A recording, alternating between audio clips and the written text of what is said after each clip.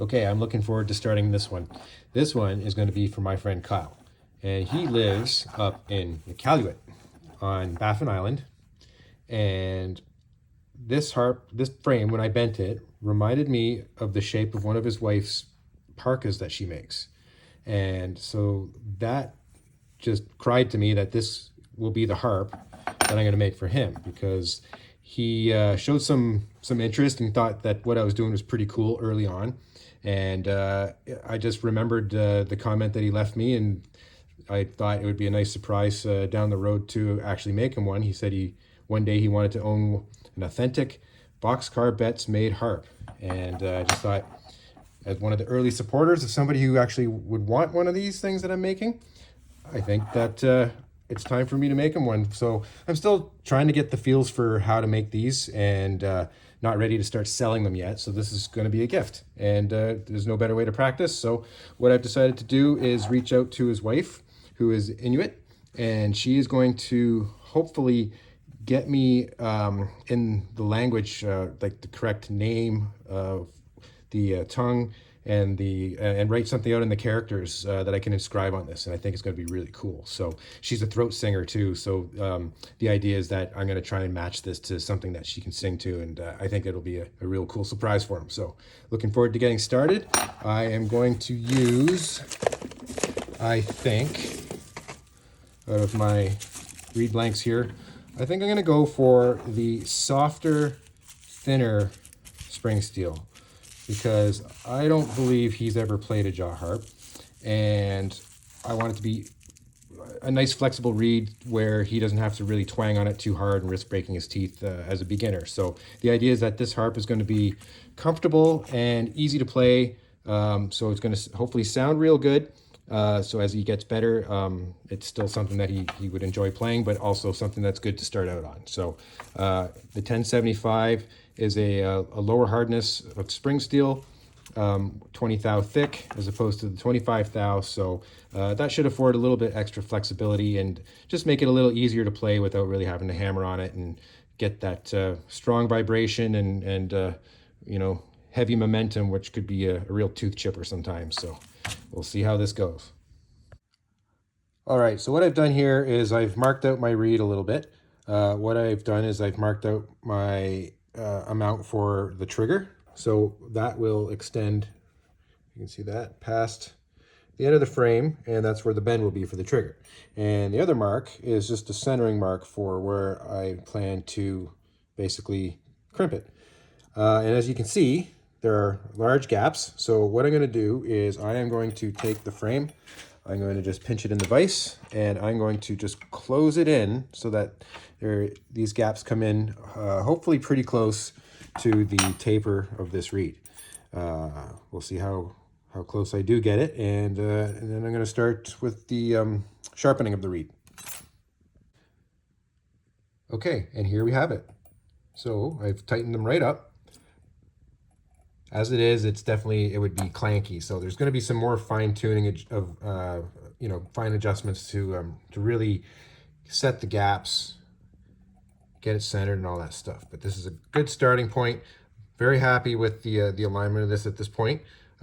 So I'm hoping for a pretty smooth build here. So it's time for a bit of cleaning up of the frame here and forming it. I'm going to get working on some designs and patterns, and carving out the reed channel here, and in the meantime also shaping this guy and getting the edges sharpened. So yeah, here we go. You know, I gotta say, I love this little bench grinder I got off my brother. I don't know how old it is. I'm pretty sure we got it off our dad. So anyway, it's just perfect for sharpening these reeds. I was able to put a nice sharpened knife edge on both sides of it. And what that does is that just kind of enhances the sound of the vibration. It sharpens it, sort of, I guess. Anyway, the reeds I've been making, I've been sharpening it like this. You don't have to do it this way. You don't have to do it at all. One way of doing it could be to just sharpen on the one side, and then the other side is completely flat. So it's more of like a chiseled edge rather than like a knife blade. But I prefer to go with this for now. And yeah, I'm pretty happy. So that's what it looks like, the edge of it. And we are going to get ready to start getting it sized up to fit in there. Okay, so I've done some initial alignment and gotten the center plane of the harp pretty close to being aligned. I might make some more fine-tuning adjustments later after I crimp the reed in. I've started filing out the reed channel there. I'm going to put it on here, clamp it, and file away. But I managed to get the gaps pretty close.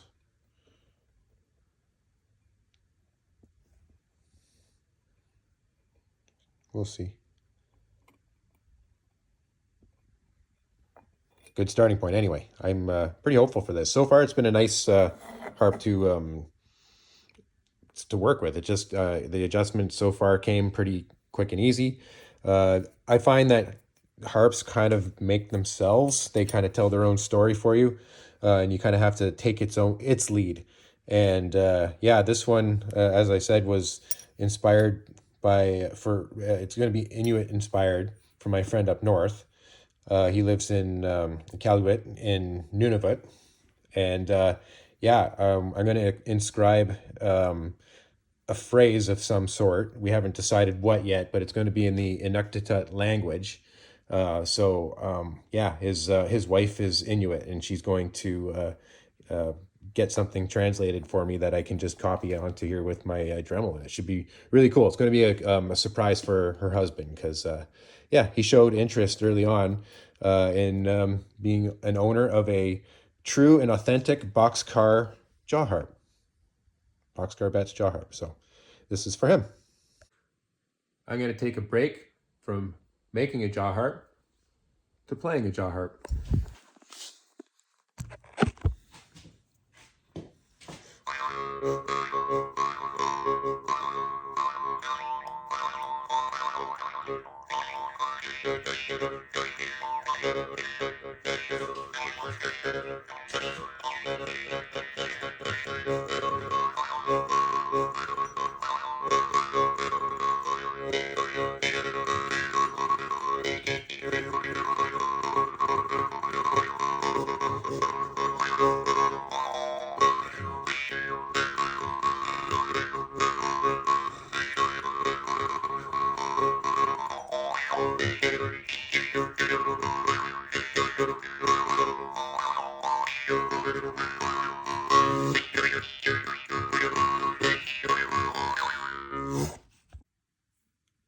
All right, so far so good.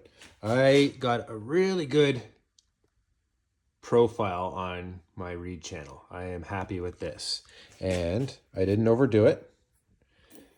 Learned a few things on previous builds now, so this is gonna fit. Right now it's just a little bit loose, but I'm gonna tap that in with a hammer and it should fit snugly, and I'm hoping that things come into pretty good alignment quickly after this. So I've got some really cool ideas for a finish on this. So what I'm going to do, I want to texture this reed with the grinder, and I'm going to heat color it. I want it to represent the Northern Lights, and then I want this to be a nice polished silver. Well, at least clean silver, not colored. I don't know if I'm going to have a textured grinder finish or a filed finish quite yet. I do like the tool, like the shiny brushed look from a grinder. I like that finish. So I don't know. We'll see what I'm going to do with that. But I definitely want to work on this reed right now. I'm going to hone it, get the blue off of there from the the blue tempering process, and yeah, texture it with the grinder is what I'm thinking.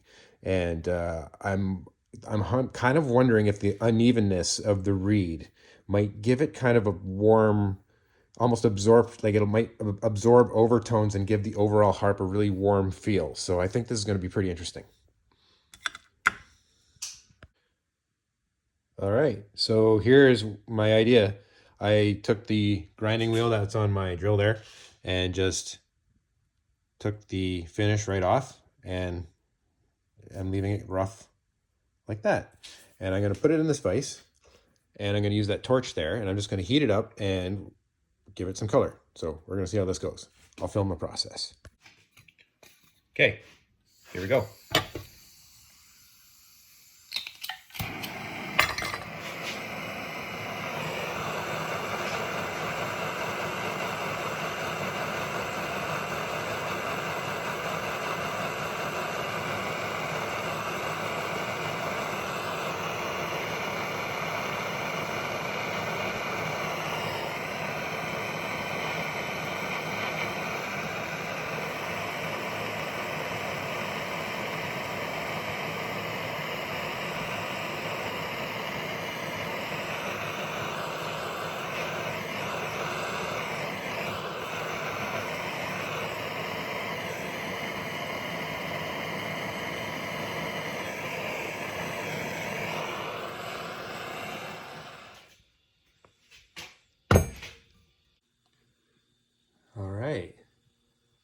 So I got some nice blues. Yeah, I think that looks pretty cool. Yeah, happy with that. Well, that's that for now. As you can see, I got some good coloring on it. I'm going to leave a nice long tail on it. I'm going to lob it off right about, maybe about there. And I'm thinking it's going to be pretty long. I don't know, maybe a little shorter than that, but I got to leave that, most of that coloring there. And I think I'm going to maybe try to put a bit of a wavy profile into it. Yeah, I've been honing the edges a little bit on my sharpening stone, getting it nice and sharp. It's not quite there yet, but I'm going to take a break and call it for a night.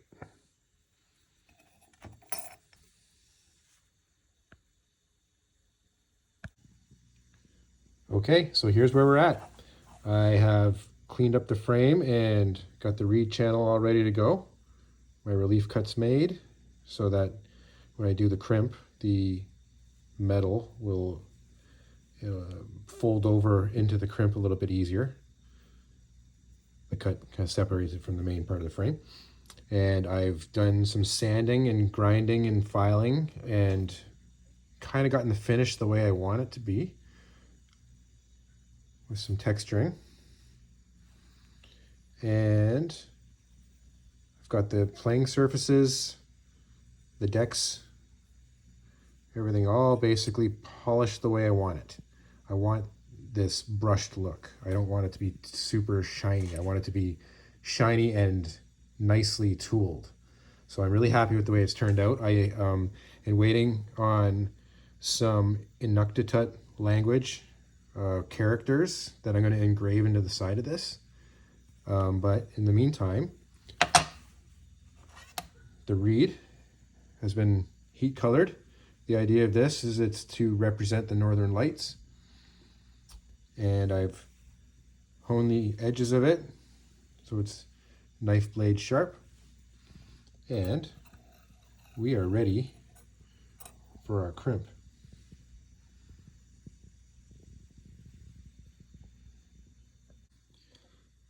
Okay, I just finished my crimp.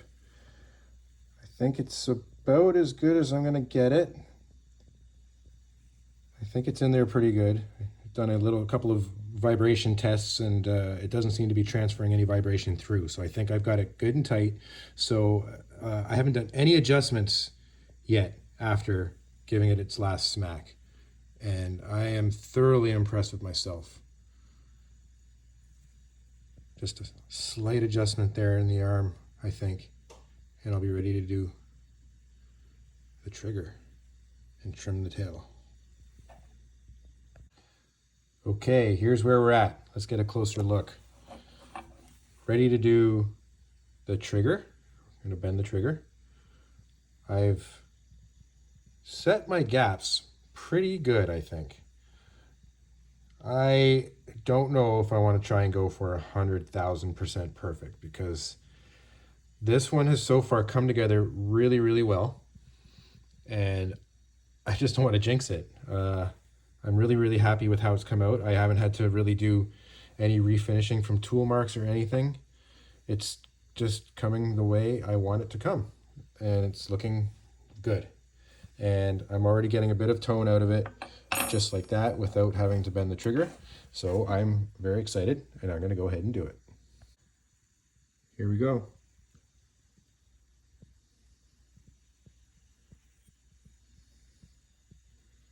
I haven't tried it yet. There has been no plucking. I just bent the trigger. Let's see how this goes. Hopefully you can see me okay.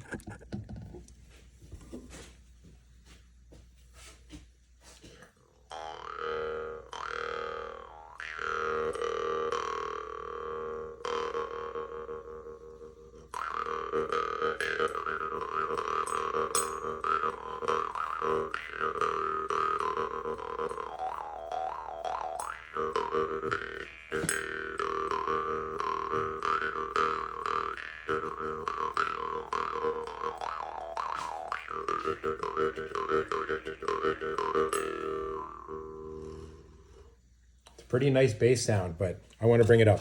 I'm gonna I'm gonna narrow the trigger a little bit on the bench grinder, I think, and see where we can get with it. Okay, so here's where we're at. I have shortened the trigger a little bit, narrowed it a little bit. And it's still pretty bassy. I haven't tried it out since I've made the last few adjustments, but I am done. It doesn't clank anymore, it doesn't seem. I think this is going to be its final voice right here. It's not quite done yet because as I said earlier, I have some inscriptions that I want to put into it, but this is how it's going to sound.